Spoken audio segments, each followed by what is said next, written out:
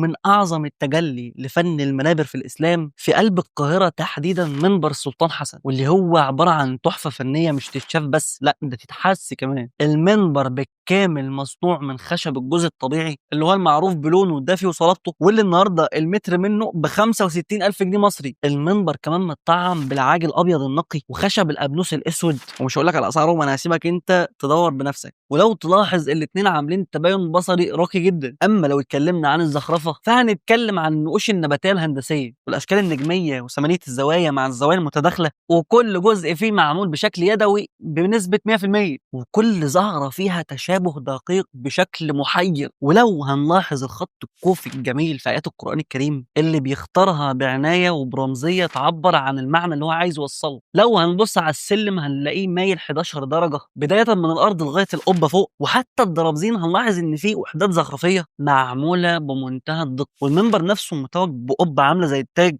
بتبقى فوق راس الخطيب بالظبط، في واحده من اعظم الرسائل الرمزيه في الفن الاسلامي بتقول لك ان اللي بيخطب هنا هو اشبه بالملك اللي على راسه تاج، لانه ببساطه بيتكلم في كلام فوق علوم البشر الماديه.